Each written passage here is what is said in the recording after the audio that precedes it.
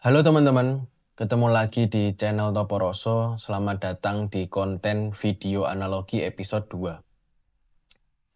Selayaknya video analogi ya, kita akan menganalogikan sesuatu. Gunanya analogi di sini teman-teman, untuk memudahkan kita memahami apa yang sudah kita alami, apa yang sudah kita praktikkan. Nah sebelumnya kan video-video sebelumnya kan kita bahas penyaksian dan juga praktiknya toh. Nah, sekarang kita akan memahami analogi, sebuah analogi dari praktik yang teman-teman sudah alami. Gitu. Nah, di sini kita akan membahas tiga analogi. Tiga analogi dasar dari kesadaran dan penyaksi. Nah, tiga analogi dasar ini sesuai dengan judul ya, yaitu kesadaran layar, kesadaran langit, dan kesadaran laut. Nah, kali ini kita akan coba analogi pertama tentang kesadaran layar. Nah, ini aku ada video nih. Coba ditonton dulu ya. Kita play bareng-bareng. Images on a screen. While the action is taking place, we all forget, temporarily, that we are merely watching a display of colored lights. We take the figures to be real and become engrossed in the little dramas of their everyday lives. Occasionally, we become aware that we are watching, that the pictures are not real, but they're just images on a screen. When this happens, we subconsciously differentiate between what is real and what is unreal. The man watching in his chair assumes, I, the observer of this film, am real. The pictures on the screen, they are not real. Now step back one stage further. Here is a new film. The original observer and the film he was watching are both now displayed on the same screen. The observer, who formerly thought himself to be real, is now just as unreal as the film he was watching. Now, what is real about this picture? What here is permanent?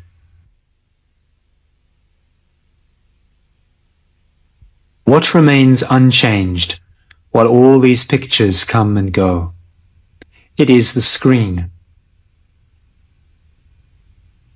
Your own self, your own reality, is the screen upon which all the unreal pictures of the world are displayed. All the pictures on the screen, including the form and the person you take yourself to be, are supported by the screen of your own self. When you recognize yourself to be the substratum, the screen, and not the name and form which appear upon it, you are free. Okay. If there is a fire in the movie, it will not burn the screen. If there is water, the screen will not get wet. When you discover who you really are, when you discover that you are the screen of consciousness and not the images that appear upon it, you are untouchable, indestructible. You are free. Oke, teman-teman, kembali lagi ya. Bagaimana? Apa sudah paham atau masih bingung ya tentang video analogi yang tadi? Yang barusan aku puter tentang layar, kesadaran layar. Nah, seperti video-video sebelumnya ya teman-teman ya, bahwa sebenarnya kita itu adalah filmnya. Nah, yang kebenaran atau kenyataan di balik film itu adalah si layar. Maka selalu aku katakan ketika film itu terbakar, mengandung film yang bernama kebakaran ya, ada rumah kebakaran, layar itu kan nggak ikut kebakar. Ketika ada film air, banjir misalkan, layar itu kan juga nggak ikut basah. Nah, ini kan analogi yang simpel ya. Sebenarnya ketika aku menderita, ya toh, misalkan aku bahagia, aku menderita, aku sedih, layar itu kan nggak ikut sedih. Layar itu kan nggak ikut bahagia. Walaupun filmnya sepatah hati apapun ya, segalau apapun ya, segelisah apapun, sekecewa apapun, layar itu tidak akan kecewa. Layar itu tetap stay di situ. Dia hanya tempat di mana semua film itu muncul. Nah, makanya ini pentingnya. Pentingnya kenapa kita belajar kesadaran? Karena kita harus mengalami layar agar tahu bahwa sebenarnya selama ini kita menderita, itu tidak benar-benar kita yang menderita. Itu hanyalah film yang bernama kita.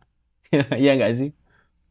Nah, kalau di video tadi itu kan juga ada level kedua ya. Level kedua itu adalah setelah kamu, level pertama nih, level pertama adalah kamu menyaksikan ada filmnya. Iya tuh. Nah, terus kamu menganggap si penyaksi ini adalah sebuah kenyataannya. Nah, ada level kedua, ada momen kedua teman-teman, di mana penyaksianmu semakin detail, semakin sering kamu lakukan. Ada momen di mana kamu juga mundur lagi. Kamu bisa memberi jarak antara penyaksi itu dan apa yang dia saksikan. Jadi layarnya itu mundur lagi, sampai menemui mentok layarnya.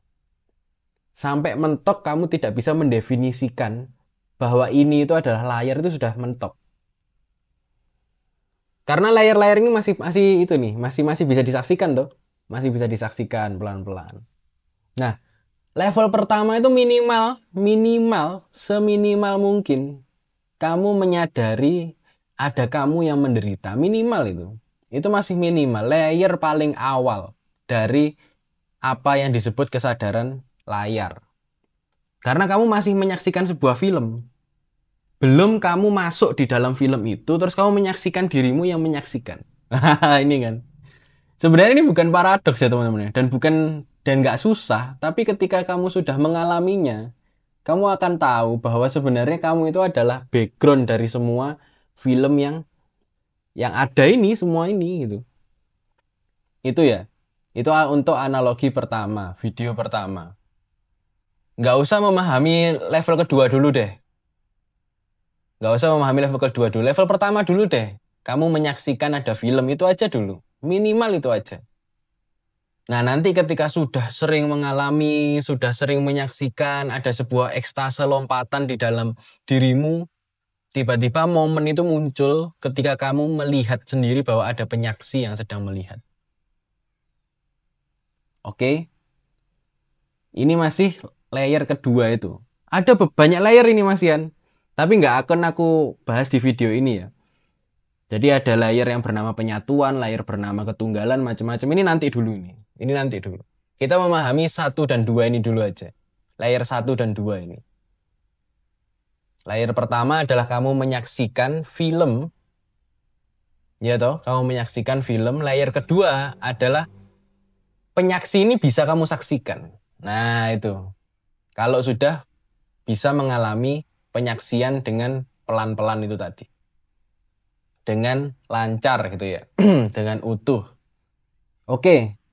Itu untuk analogi pertama ya tentang layar dan film. Oke. Ini masuk analogi kedua. Analogi kedua itu adalah langit. Kesadaran langit. Jadi bayangkan kesadaran itu langit. Langit yang luas ini. Langit yang kamu lihat ini. Nah, sementara kamu bahagia, derita, sedih, ketawa, seneng, macam-macam, tenang, damai, dan semuanya itu hanyalah awan-awan. Jadi langit ini ya, di depannya itu ada banyak awan ini. Nah, awan-awan ini kan terus bergerak ya teman-teman ya. Dari satu tempat ke tempat lain, dari satu tempat ke tempat lain. Nah, makanya rasa tenang itu nggak terus stay. Rasa tenang itu pasti berlalu, mungkin gantian tidak tenang. Rasa bahagia itu nggak selamanya bahagia. Bahagia, terus kadang muncul lagi awan yang lain yang mengikuti awan bahagia ini yang bernama kesedihan. Di belakangnya awan kesedihan ada lagi awan yang lain. Kayak gitu teman-teman. Kayak gitu. Jadi analogi kedua adalah langit dan awan. Kesadaran itu adalah langitnya. Kesadaran itu adalah langitnya. Awan-awan ini adalah emosimu, pikiranmu, self-konsepmu, God konsepmu. Semua peristiwa ini adalah awan-awannya. Nah, penyaksian itu adalah untuk mendekati, seenggaknya untuk seminimal mungkin mengalami si langit. mengalami apa yang dialami oleh si langit. Makanya langit itu bisa menyaksikan awan-awan nih. Semua awan bisa dia saksikan, ya toh? Nah, itu untuk analogi kedua. Nah, analogi ketiga kita masuk ke video lagi. Ada analogi video lagi. Nah, oke, kita akan tonton analogi ketiga tentang kesadaran laut ya. Oke, sekarang kita tonton. What do you think happens when we die? When we die? Great question. When you're born, you are like a single drop of water flying upward, separated from the one giant consciousness. You get older. You descend back down. You die. You land back into the water, become one with the ocean again. No more separated. No more suffering. One consciousness. Death is a happy return. Like coming home.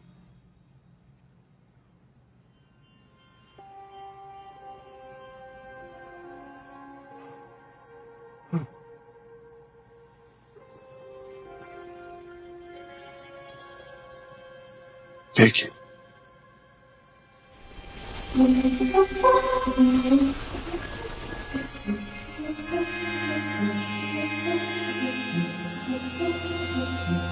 Oke teman-teman, ketemu lagi ya. Bagaimana video tentang analogi ketiga tentang kesadaran laut. Nah, di video itu memang ada percakapan dua orang, itu membahas tentang kematian. Nah, makanya kematian ini aku kasih tanda kutip ya. Karena mati di sini bukan mati secara fisik, kalau menurutku. Kalau mungkin di video itu orang ini membahas tentang kematian secara fisik. Sedangkan kalau di analogi kesadaran laut, itu bayangkan kesadaran itu lautannya. Sedangkan nuansa emosimu, semua fenomena-fenomena yang ada di kepalamu yang barusan sekarang terjadi itu adalah ombaknya, bulir-bulir kecil airnya. Nah, kenapa kok di sini itu berkata bahwa kematian? Pernah nggak teman-teman ada yang pernah dengar nggak tentang matilah sebelum mati? Itu gimana tuh? Apakah kita mengalami kesadaran itu harus mati secara fisikal dulu? Atau kita itu sebenarnya bisa mati sebelum proses kematian fisikal kita? Nah, matinya di sini, mati dalam tanda kutip itu ya, yang aku kutip kematian di dalam video tadi, video analogi tadi, itu adalah mati sebelum mati. Nah, kalau di tradisi Sufisme atau teman-teman yang mempelajari tasawuf ini mungkin familiar ya dengan perkataan matilah sebelum kamu mati. Nah, mati di sini adalah matinya self-concept. Matinya sebuah film. Matinya sebuah fenomena dalam tanda kutip ya. Akhirnya kamu menyaksikan sendiri. Kamu menyadari bahwa kamu itu adalah lautannya. Kamu bukanlah ombaknya. Jadi matinya ombak, matinya bulir-bulir air itu tadi, matinya film kalau di kesadaran layar tadi ya, matinya film itu malah kamu justru melihat bahwa kamu itu adalah layar. Sama, ketika analogi tentang dalam tanda kutip kematian tadi ya, itu ya mirip. Jadi seakan-akan itu tuh kamu benar-benar menyaksikan sendiri bahwa kamu itu adalah lautnya, kamu itu adalah samudranya, kamu adalah langitnya, kamu adalah layarnya, seperti itu ya. Itu untuk analogi ketiga. Nah, jadi kita udah bahas 3 analogi ya. Analogi layar dan film, bahwa kesadaran itu adalah layarnya, dan semua nuansamu, namamu, semuanya itu, emosi-emosimu, itu adalah filmnya. Nah, terus ada lagi analogi kedua tentang langitnya, kesadaran itu adalah langitnya, sementara kamu itu adalah awan-awannya. Terus ada analogi ketiga tentang kesadaran itu adalah lautannya. Kamu itu adalah bulir-bulir kecil ombaknya. Kamu adalah ombaknya. Nah, kenapa kita memahami 3 analogi itu? Kembali lagi ke tujuan awal. Karena kita akan mengalami dan menyaksikan sendiri bahwa kita itu tidaklah sepenuhnya film, sepenuhnya awan, dan sepenuhnya ombak. Tidak sekedar itu kita itu. Selama ini kita menderita, bingung, gelisah itu karena kita menduga-duga, mengira-ngira, menyangka bahwa kita itu hanyalah film, hanyalah ombak, hanyalah awan-awan. Sehingga ketika awan-awan itu hilang berganti dengan awan yang lain, kita juga ikut teridentifikasi di situ. Sama seperti film, ketika film itu diganti menjadi film kesedihan, kamu akan ikut sedih. Ketika ombak itu menggulung, tiba-tiba nggak ada, pasang surut gitu ya, kamu akan ikut hilang gitu loh. Nah, padahal sebenarnya kamu itu adalah layar. Kamu itu adalah langit. Kamu itu adalah laut. Samudra yang luas sekali. Nah, makanya itu harus diberi jarak. Nah, untuk pemula-pemula ini ya, ini harus diberi jarak agar kamu tahu bahwa itu cuma film, teman-teman. Itu cuma film. Itu cuma awan-awan yang bisa bergerak terus, silih berganti. Itu cuma butir-butir kecil ombak gitu aja. Akhirnya apa? Akhirnya kamu tidak teridentifikasi. Ketika filmnya menderita, layar ya nggak menderita. Ketika filmnya banjir, layar kan nggak ikut basah. Ketika awannya itu mendung, langit kan nggak ikut mendung ya. Langitnya hanya meruangi awan itu. Ketika awannya petir, blar gitu. Langit kan nggak takut ya dengan petir. Dia menerima aja, melihat aja, menyaksikan aja.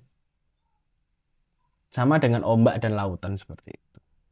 Oke ya, kurang lebih seperti itu dulu untuk video analogi hari ini. Kita akan ketemu di video analogi-analogi lain. Oke?